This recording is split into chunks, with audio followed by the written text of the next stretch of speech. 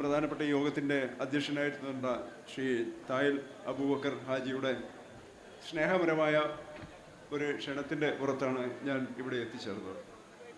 കാഞ്ഞങ്ങാട് എനിക്ക് ഒരിക്കലും മറക്കാൻ പറ്റാത്ത ഒരുപാട് വ്യക്തിബന്ധങ്ങൾ ഹൃദയത്തിൽ ചാലിച്ച മണ്ണാണ്.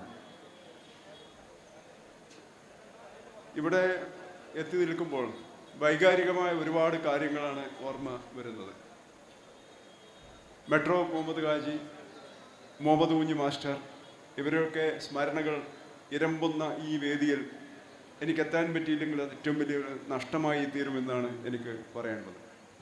സർവീസിലുടനീളം സ്വന്തം മകനെ പോലെയോ അല്ലെങ്കിൽ സഹോദരനെ പോലെയോ ചേർത്ത് പിടിച്ച വ്യക്തിത്വങ്ങളായിരുന്നു ശ്രീ മെട്രോ മുഹമ്മദ് ഹാജിയും അതുപോലെ തന്നെ നമ്മളെ മുഹമ്മദ് കുഞ്ഞി മാസ്റ്ററും.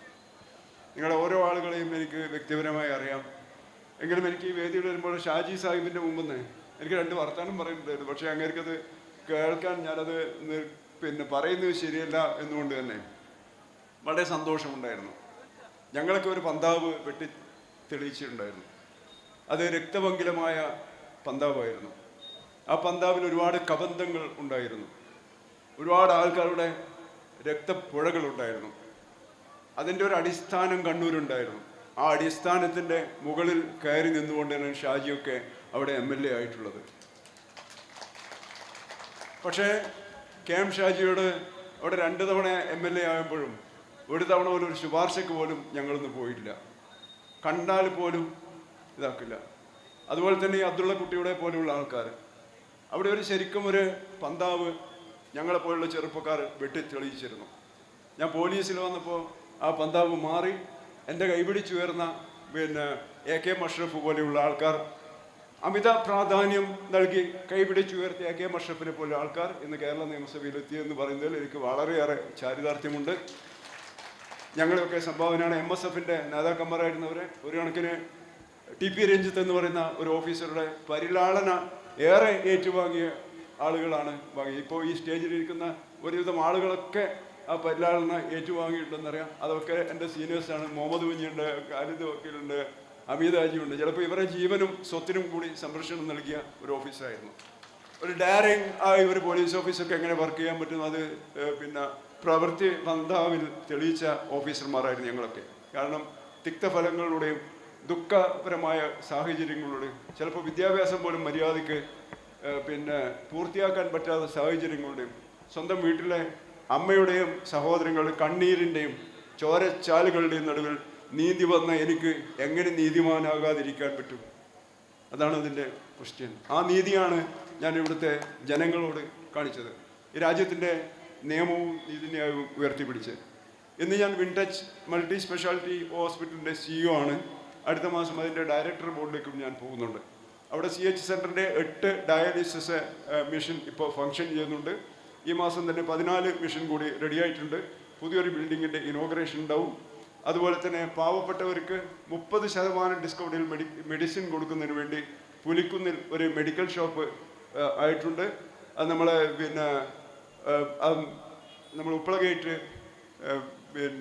ഇവർ വരാൻ വേണ്ടി വെയിറ്റ് ചെയ്യുകയാണ്.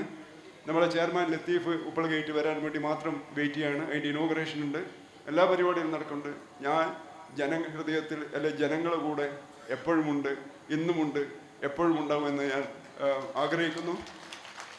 മെട്രോ മുഹമ്മദ് ഹാജിയുടെയും അതുപോലെ തന്നെ മുഹമ്മദ് കുഞ്ഞി മാഷുടെയും ആ സ്മരണകൾക്ക് മുമ്പിൽ ഞാൻ നമിക്കുന്നു. എല്ലാവിധ നന്മകളും ഉണ്ടാകട്ടെ. CH സെൻ്ററിൻ്റെ പ്രവർത്തനങ്ങൾക്ക് ഒക്കെ എനിക്ക് അറിഞ്ഞു, ഞാൻ പഠിച്ചു കഴിഞ്ഞു. മെട്രോ മുഹമ്മദ് ഹാജി മരിക്കുമ്പോൾ ഞാൻ കോഴിക്കോട് അസിസ്റ്റൻറ്റ് കമ്മീഷണറായിരുന്നു. ഞാനവിടെ പോയിരുന്നു. CH സെൻ്ററിൽ ഞാൻ പോയിരുന്നു. അവിടെയാണ് മയ്യത്ത് കുളിപ്പിച്ചതും കാര്യങ്ങളൊക്കെ. അത് വലിയ നഷ്ടങ്ങളിൽ നമ്മളെ ഒന്ന് തന്നെയാണ് മെട്രോ മുഹമ്മദ് ഹാജിയുടെയൊക്കെ നഷ്ടം. അത് നികത്താനാവാത്ത നഷ്ടങ്ങൾ ഒന്ന് തന്നെയാണ് എന്ന് മാത്രം പറഞ്ഞുകൊണ്ട് ഈ ഉദ്യമത്തിന് ഞങ്ങളുടെ ഭാഗത്തുനിന്ന് എല്ലാവിധ വിൻടച്ച് ആശുപത്രിയുടെ ആശംസകൾ അറിയിക്കുന്നു. MP പറഞ്ഞതിനൊരു തിരുത്തുകൂടി ഞാൻ പറയുകയാണ്. എല്ലാവിധ സൗകര്യങ്ങളുടെ ആശുപത്രിയാണ്. ഈ കൊറോണ കാലത്ത് നമ്മൾക്ക് ഉപരോധം സൃഷ്ടിച്ച കർണാടക ഗവൺമെൻറ്റിൻ്റെ ആ നടപടിക്കെതിരെ വീരോജ്വലമായി ഉപ്പള ഗേറ്റ് ലത്തീഫും സിറ്റി ഗോൾഡ് കരീമും അരമന ഹനീഫും കൂടി ചേർന്നിട്ട ഒരു പ്ലാൻ.